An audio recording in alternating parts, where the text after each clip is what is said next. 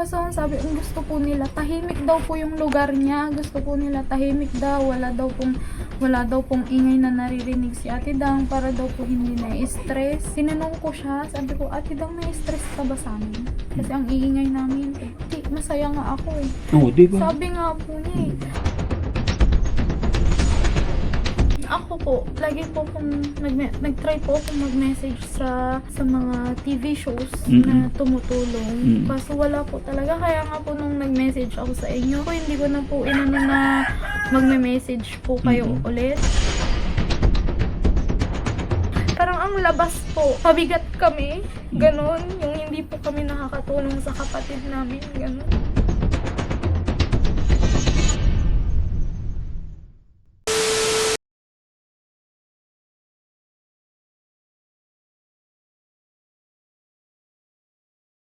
Po sa kanila, so ano daw po, parang umuwi sila dito kasi nga may pera si Papa, ganun po. Hindi ba, sabi ka, hindi ba pwedeng umuwi na si Ate dito kasi yung last na uwi pa niya, nung last year pa po, nung namatay si Mama. Hindi po ba pwedeng umuwi, nakamustahin lang yung kapatid niya, yung pamangkin niya, kasi ngayon niya lang din po nakita yung baby ko.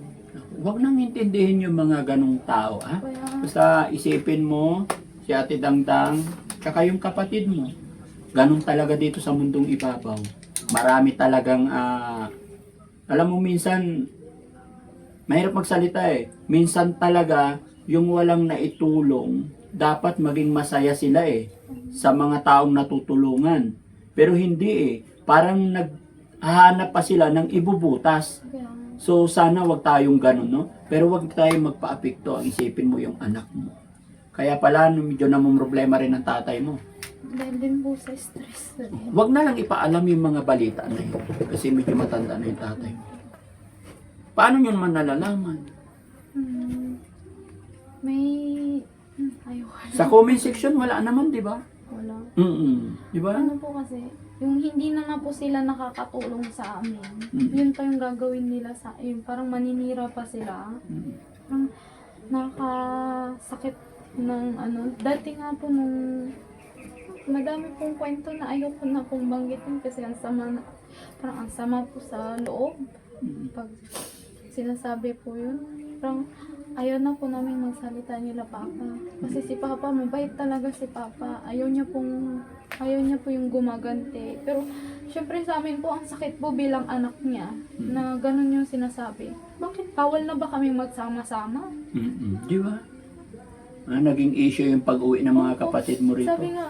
Sabi pa nga po, hindi, baka daw po makita ni Daddy Frank, baka daw po makita nyo na nandito kami lahat, baka hindi daw po kayong matuwa, yung, imbes, yung, kahit nga po si Ate Dangdang yung may request na umuwi kami dito, yung Linlin po na sinasabi ni Ate Dang, si Ate, yung panganay po namin yun, lagi niya pong hinahanap yun, nung umuwi siya dito, yun po yung naging issue. Parang ang bigat pa sa loob nila na nagsama-sama kami dito sa bahay. Alam mo ba, di ba, nung unang-una kita nakausap, anong sinabi ko sa'yo, masaya ako na nandito ikaw, andito yung mga kapatid. Kasi isa rin yung reason na na-stress or ang hirap makarecover yung kapatid nyo pag wala siya nakikitang tao, Kaya nga po wala siya nakausap. Kasi ang sabi, ang gusto po nila, tahimik daw po yung lugar niya. Gusto po nila tahimik daw, wala daw pong ingay na naririnig si Ate Dang para daw po hindi na-stress. Kasi na-stress daw po siya sa ingay eh. Tinanong ko siya, sabi ko, Ate Dang, na-stress ka ba sa amin? Kasi ang iingay namin, sabi ko, hindi, masaya nga ako eh. Oo, di ba? Sabi nga po niya eh, Ate Dang, gusto mo ba umuwi na kami? Sabi niya. Sige lang, wag nyong intindihin. Kung ako ang tatanungin, talaga, alam mo rin naman from the very start, masaya ako na dumating ka. Dahil alam ko, pamilya ni Ate Dangdang ang unang makakatulong. Hindi ibang tao. Kami ang maitutulong namin financially. Pero emotionally, pagmamahal, kayo po yun na pamilya niya. Kaya wag niyong intindihin yung kung ano man yung mga hindi magandang naririnig nyo. Ang isipin ninyo sa pamilya nyo, sa anak mo, sa tatay mo, kay Ate Dangdang.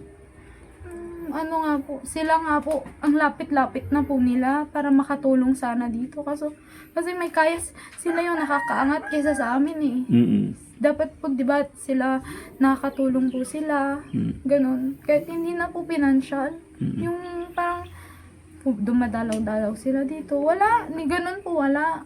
Wala kaming maano na ganun. Tapos nung may tulong na po na umaano, ganun na po. Parang nakikialam na po sila, ganun. Ewan ko. Ganun talaga ang buhay. Pero magpakatatag, ignore, deadmahin natin yung mga yan. Kaya gusto ko din po sanang malaman nila na kung hindi po dahil sa kapatid ko na panganay, hindi ko po maiisip na i-message sila Daddy Frankie. Kasi Sige, pwede mo ipaliwanag yung Yes po. sitwasyon mo kahit hindi mo na sila banggitin. Sige. gusto ko pong ipaliwanag na kung hindi po dahil sa kapatid kong panganay, hindi ko po makikilala sila Daddy Frankie. Hindi ko po sila ma-message. Kung hindi po ako nag-message, tapos kung hindi po dahil sa tulong nila, hindi po talaga namin makikilala si Daddy Frankie. Hindi mapapagaling si Ate Dangdang ngayon kung hindi dahil sa amin. Kasi wala na po talaga kaming may ibang maanuhan ng tulong dati. Kasi kung sa amin lang, wala talaga. Hindi kaya. Hindi po talaga namin kaya. Pero noon, nung hindi pa dumarating si Daddy Frankie, may nag-try din pa kayo mag-ask ng help sa iba kung saan? Ako po, lagi po akong nag-try po akong mag-message sa mga TV shows na tumutulong. Kaso wala po talaga. Kaya nga po nung nag-message ako sa inyo, ni-archive ko na po, hindi ko na po inano na magme-message po kayo ulit. Tapos nung nagulat na lang po ako, may nag-message sa akin kung taga saan po ako. Kaya yun po yung message ko. Nasa Maynila po ako noon. Kaya sobrang saya ko po na nung sinabi nila na may dumalaw dito na Team Daddy Frankie daw po. Oo. Yun yung ang saya na po namin kasi sabi ko, kahit wala na pong financial na maibigay, may pagaling lang si ate. Sobrang saya talaga namin na mangyari yun. Kasi ang tagal, mahigit 10 years na walang tumulong sa amin. Na mapagaling si ate. Tapos ngayon na okay na siya. Ngayong may tumutulong na, Bakit ganito? masama pa sa kanila. Kaya nga po eh. Parang ang labas po. Pabigat kami. Ganon. Yung hindi po kami nakakatulong sa kapatid namin. Ganon. Kasi unang-una po sa lahat, kahit akala nyo po hindi kami nakakatulong sa kanila, kahit paunti-unti nakakapagbigay naman po kami, nakakashare naman po kami kay Papa, lalo na po pag kailangan ng mga bata sa pag-aaral nila. Kahit walang-wala din kami, nakakapagbigay din naman kami. Kaya, paano po nila nasasabi na parang nagiging pabigat kami dito sa sarili naming bahay?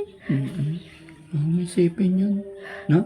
Basta huwag kang mag-alala hanggat kaya ng Team Daddy Frankie. Nandito kami para sa inyo. Gaya ng sinabi ko, beneficiary na rin namin ang iyong baby. Kaya lagi lang tayong manalig. Huwag kang magpapadaig sa mga hindi magandang salita. Labanan mo, ipakita mo na strong ikaw. Gaya ng sinabi mo nakaraan na hindi mo pwede ipakita sa anak mo na ikaw ay panginanghihinaan, no? Lagi kayong magdasal ng asawa mo. Ipag-pray ninyo yung anak nyo. Lagi nating ipaubaya ang lahat sa ating mahal na Panginoon, sa ating Diyos Ama. Okay? Huwag ka na umiyak. No? Pero okay yan. Kung ano man yung sama ng loob, bigat ng dibdib, ilabas. And then, after that, okay na. Laban lang. No? So, may bigas naman kayo. Okay? Meron pa po. Very good. Binigay ko po kasi kay Papa yung sa 44,000 po na binigay ko po kay Papa yung 4K para po sa bigas. Tapos sa ulam-ulam na din po dito. Very good. Kasi hindi pa naman po namin nauubos yung binigay niyo po nung nasa hospital kami. Ay, yung una. Yes po, kasi tipid na tipid po kami. Oo, dapat lang kasi hindi pa natin alam hanggat hindi pa lumalaki ang anak mo. Yes po. Kailangan. Tama yon. Hanggat kaya natin magtipid, sige magtipid. Tapos more on gulay tayo para strong tayo. Huwag magpuyat. Sama sa buhay yan. Lagi mong tatandaan. Hindi araw-araw bagyo. Kung sa, may kasabihan nga tayo na kung sa iyong pagpapamilya hindi ka pinalad, malay mo sa iyong pamilya papalarin ka. No? Kaya ngayong maliit pa ang mga anak mo, maliit pa ang anak mo, hirap, laban lang. Parang kami, nung maliliit kami, yung nanay at tatay ko, nung pinapalaki kami ng nanay at tatay ko, sobrang hirap. Hanggang sa napunta ako sa aking lolo't lola. Talagang isang kahig, isang tuka, kung masasabi ko. Although yung lolo't lola ko, may mga lupain talaga, pero yung nanay at tatay ko, napakahirap. Yun yung sinasabi ko sa iyo na, maybe sa iyong pagpapamilya, napakahirap, pero pagdating paglaki ng mga anak mo, ganun nangyari sa aking nanay tatay. Medyo guminhawa ang buhay nila nung lumaki na kami ng mga anak nila. Okay? Kaya laban lang.